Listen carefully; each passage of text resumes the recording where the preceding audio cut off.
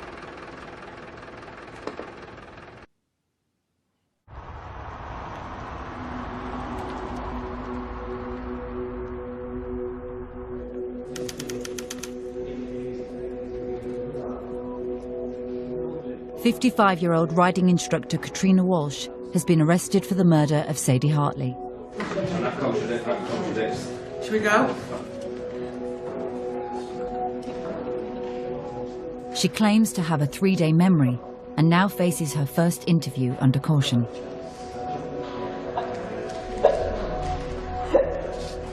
At the moment, it is still very unclear what her role has been throughout these proceedings. You know, it's very important that we are very sure-footed around that individual to see whether or not she has had involvement in the death of Sadie. Do you know who murdered Sadie Hartley? Yes.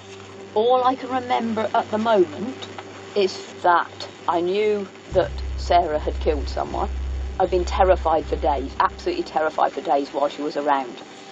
The very first question I asked you was, did you kill Sadie Hartley? You said no. And then I said, do you know who killed? And you said yes. Who killed Sadie Hartley? Sarah Williams. How do you know that? Because she's at the core of this knot of panic in me. But I can't remember that she killed her. What can you remember that terrifies you about Sarah? I think I started to suspect that she was a psychopath. And that I was very close friends with the psychopath. I'm going to show you, Kit, 3 photographs of a road which is called Sunnybank Road. Okay. Do you remember Sarah in connection with this property? Yes. What does she instruct you to do? I go to the door, knock, ask Mrs. Hartley and hand the flowers. She wanted to find out where the bitch is. She wants to take Ian off the bitch. Walsh has been assessed when she initially arrived in custody here, you know, and they clearly deemed her to be fit. She was interviewed at length and she had a good recollection of a lot of the stuff that went on. You know, I wouldn't know whether she has memory issues or not. My view is probably not. That was bought by Sarah in Germany. I basically went like that out the folder, and as I went like that, yeah, that's fine. She went, Germany, Germany, Germany, Germany. That's fine. So, as it comes out, they've been on some form of road trip. We need to get our diaries out to find out when they've been to Germany. We've had some information today that suggests that Sarah Williams may have actually driven to Germany to buy the stun gun, which we fear she may have used to incapacitate Sadie before she's been stabbed. So, you know, this has been planned for a number of weeks, and again, you know, I find that quite chilling, really. Mrs. Hartley is the bitch. It's Ian's partner, isn't it? Mrs. Hartley, she's Ian's partner, and it was like, she wants to get rid of her. She wants to get rid of her. She would kill her. She would kill her. And this is how she's talking. It is properly like a trance.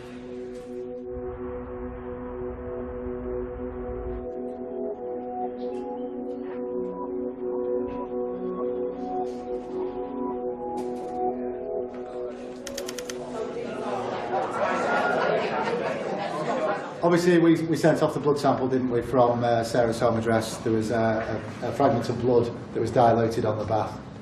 Results of that come back. Sadie's DNA profile is represented fully in that sample. So fantastic.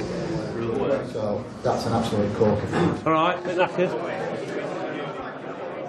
You know, well done. Yeah, we're moving forward. You know, I know I keep reiterating and papping on. Let's not be complacent. Still need to nail down what has Kit's involvement been in this. You know, has she been exploited by Sarah? Which is certainly a hypothesis I think we need to consider. But it's now about really nailing it down.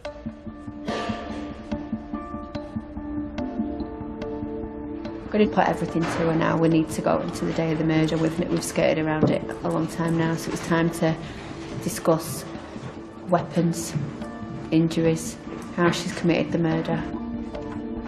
But the evidence now is getting so overwhelming and so compelling, and that blood, there's no other explanation from what she's told us so far about her relationship with Sadie as to how Sadie's blood could be in her bathroom.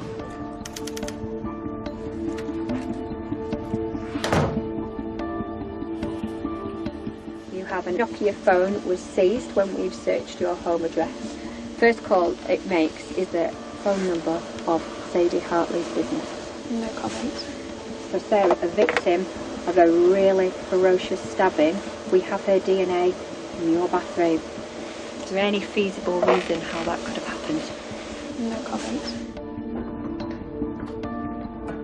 Sarah Williams has now been interviewed for just under 6 hours. We need to make sure that everything is completely watertight and there won't be any bits for the defence to pick on, or any holes or loopholes or bits that we've missed that they can say, well, if you'd have asked my client at the time, she would have said, this lady needs justice, her family needs justice, somebody needs to be convicted for this murder, the right person needs to be convicted for this murder. My mum was just such a trusting, loving person that if there was an issue, all you had to do was talk to my mum. She never ever got confrontational, she never got cross, she was never angry, all she ever wanted to do was talk things through. And I feel like if that had happened, this wouldn't have happened and she would still be here with us today. It was pointless. Katrina Walsh will now be interviewed for a second time. This will be filmed to be used as evidence in court. With Sarah Williams refusing to talk, this testimony could prove to be crucial.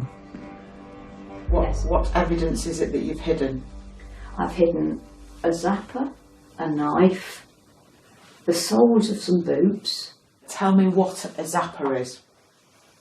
It's a black thing with a squeezy, and it's got prongs, and it makes a horrible crackly noise. The next item on this list, what does that say? A knife. Right, tell me about that. It's a knife, and I suspect, at the time I suspected it's killed somebody. Okay, why do you suspect that? Because I've been told to destroy it. Who by? Sarah. She got in my car and gave me bags with instructions to burn the clothes and the towels and everything, and utterly destroy everything else. Okay. I opened the bag. I opened the bag.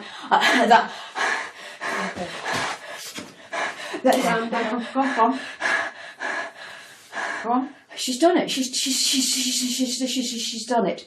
She's done it. She's done what? She's killed somebody. She's killed somebody. How do you know that? There's a knife and the zapper and. All right. Okay. I've got evidence. I've got evidence.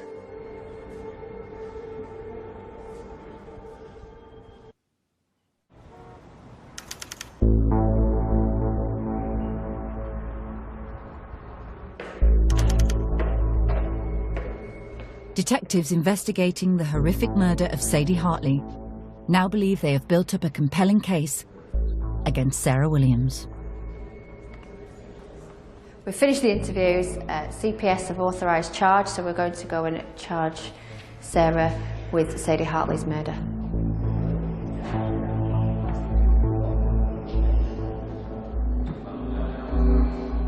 It's not every day you get to charge someone with murder, is it?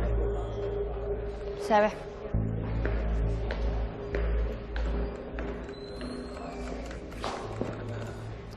Okay, Sarah, CPS have authorised us to charge you.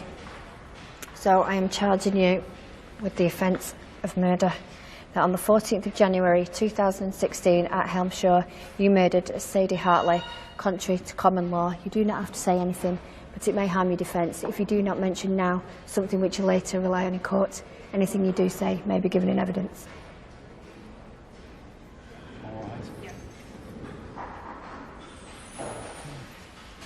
Everyone will be relieved that we've got a charge, but like this is where the really hard work starts now. We've got to get a case to court. I think there's going to be some decisions to be made around Kit, Katrina Walsh, because it's looking like she's certainly assisted. Why has she trusted you to get rid of the evidence? If you're not involved in this, why has she trusted you? She wants to frame me for it. She wants to frame me for it or kill me and frame me for it. At that stage, that's all I can think. Why didn't you walk into a police station and speak to the police? Because whenever I was that frightened, I was more frightened of her than anything else. Okay. Sadly, Kate, it shouldn't be me that you're sorry to, but... And I'm very, very deeply... But you shouldn't be sorry to me. No, I'm deeply sorry. I mean, that's oh, God. Right. Okay. Right. Take that one for you. Am I right to get some more water? You've got a full water there.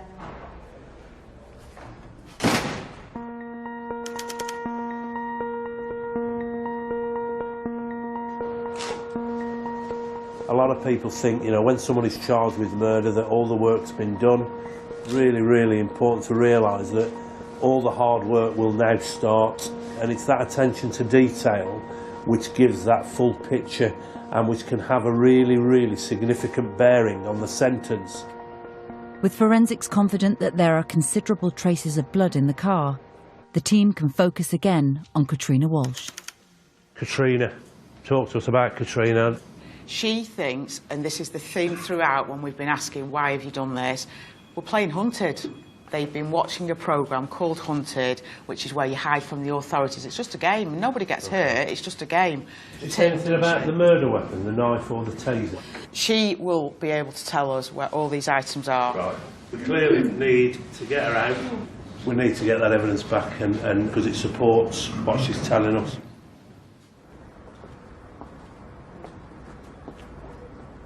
The plan today is to go out and we're going to do something quite unusual. We're going to actually take her out to this farm where she's agreed to show us where she's concealed these items. If Katrina Walsh leads detectives to the murder weapon, it could prove damning against both her and Sarah Williams. Here, somewhere where I can get to the water. And it'll be pushed into the mud somewhere down there, I think. Zapper, some oddments, a car key under those piles. You pointed then and you said knife. Show me where you pointed to.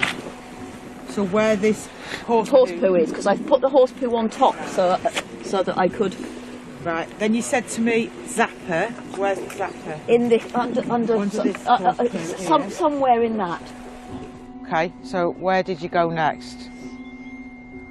After doing that, I went up to the yard where the. Right. Well, come on. You show us. We'll follow it back up. Yep. Follow it back up.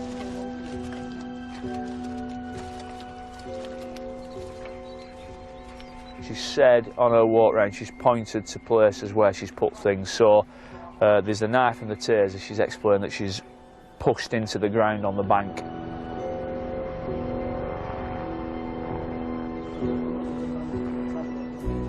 Actually be the car key? Yeah, I'm thinking that. We found what initially looks like pepper spray with something underneath it. Is there a barb missing, Chris? Yes, there is. Yes, nice one. That's the same one that's on my neck. There was at the scene a barb that was recovered, we believe, from a stun gun. We've just recovered a stun gun as well, missing a barb, so there's just the one barb on there where there should be two. We've also recovered a car key, which we believe is of interest to the inquiry team as well. But the most vital item is undoubtedly the murder weapon. Just put it out like that. Can you see it? Just pull it out, put it straight in there.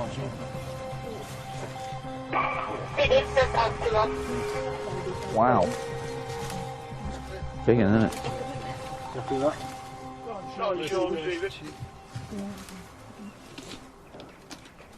See the blood on the end? Yeah. Still got blood on it.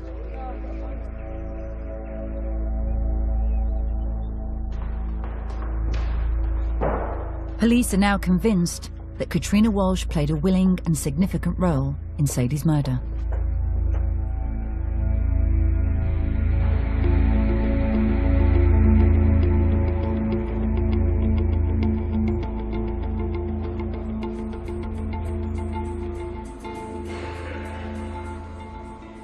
You are charged that on the 14th of January 2016 at Helmshaw murdered Sadie Hartley contrary to common law. No, I didn't. You don't need to make a reply. Katrina, do you want to make any reply to that charge? No, we don't need to make a reply. Katrina? Do you want to make a reply or not? Mrs. Walsh, we don't need to make a reply.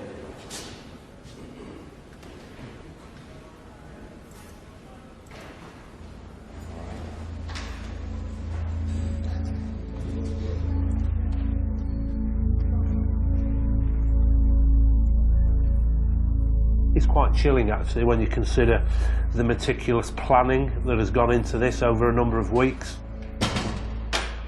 In the weeks ahead, hopefully that will be presented before the Crown Court.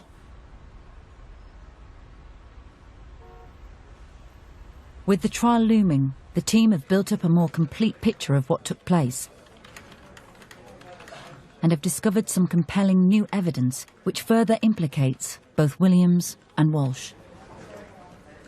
When Katrina's house was searched, seized a lot of diaries, so I was allocated the task of going through the diaries, and I've read through 2010 to 2015. The planning for the murder came a lot earlier than we thought it would have been. I think it's about 18 months in advance that is the first mention of taking Sadie out, or words to that effect. So Katrina's defence in interview was that she didn't know anyone was getting murdered, it was all a game. She did know somebody was getting murdered, and she was very much implicit in that. She writes at one point, I may take part in this, and I'm quite excited by it, I can't sleep. I think she has a glass of Southern Comfort to calm her nerves after the first day of planning.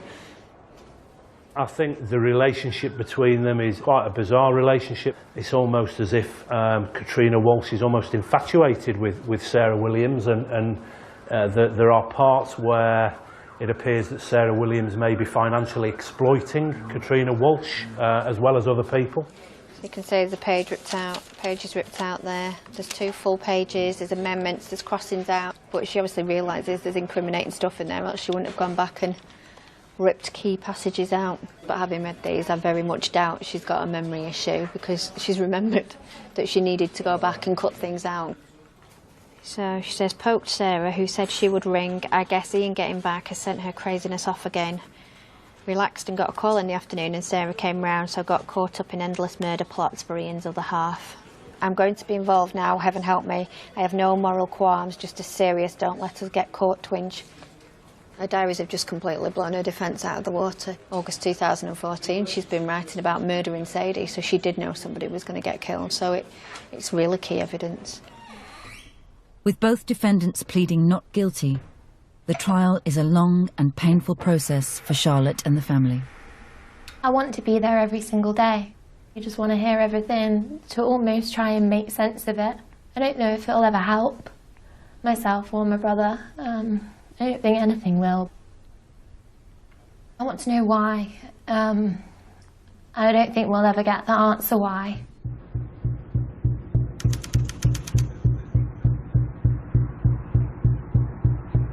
I'm a little bit apprehensive this morning, if I'm honest.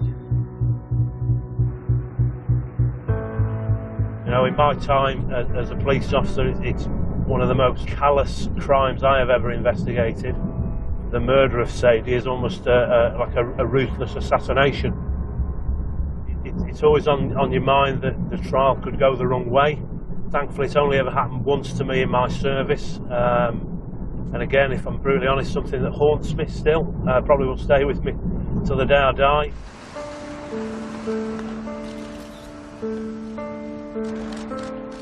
You look at the planning that has gone into this from Williams and Walsh. You know, I almost think they thought they were planning the perfect murder, and that clearly Williams thought she would be able to get away with this. Well, they're actually amateurs. After a trial that lasted over 6 weeks, the jury has reached a verdict. Earlier today, Sarah Williams and Katrina Walsh have been convicted of the brutal and senseless murder of Sadie Hartley at a home address in Helmshaw on the evening of the 14th of January. Albeit Williams may have been the one that wielded the knife on this evening, there can be no doubt that Katrina Walsh was also heavily involved in this dreadful, dreadful crime. All right, look after yourself. Yeah. Sending whoever has done this to prison, of course that'll put peace of mind in, you know, for myself and my brother, but it doesn't bring back my mum. And obviously, you know, 30 odd years in prison, they're still here. My mum's not here anymore.